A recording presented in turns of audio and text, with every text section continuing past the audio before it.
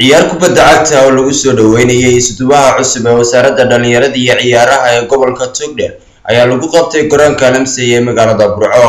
waxaana ka soo qayb galay ciyaartani daawashadeeda maayirka magaalada Burco qaar ka tirsan xildhibaanada golaha deegaanka ee degmada Burco isduwaha cusub ee wasaaradda dhalinyarada iyo ciyaaraha iyo dadweyne kale ciyaartani oo dhexmareysay koox ku ciyaaraysay magaca dawladda hoose degmada Burco iyo koox ul ah oo ka kooban xidigii hore ee Togdheer ayaa waxa madaxdii halkaasi ka hadlay hadaladoodii kamid ahaa ku leedahay gobolkan Togdheer leeyahay ciyaaraha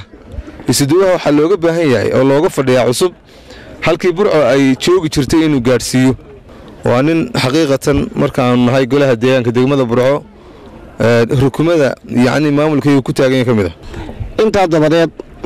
insha Allah taala kuwa ka badan qaar aan cid lagu xuso iyo qaar gobolka iyo naadiyada gobolka loogu daneeyaba ciyaaro fara badan baan ka qaban doonaa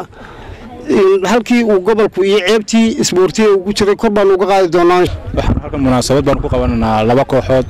kooxda naadiga dawladda hoose ee noo ciyaarta iyo kooxda walaalaha Togdheer oo ah ragii hore u ciyaar jiray raqayatin gudoomiye koobkan waxaan ugu talagalay soo dhaweynta isduwaha cusub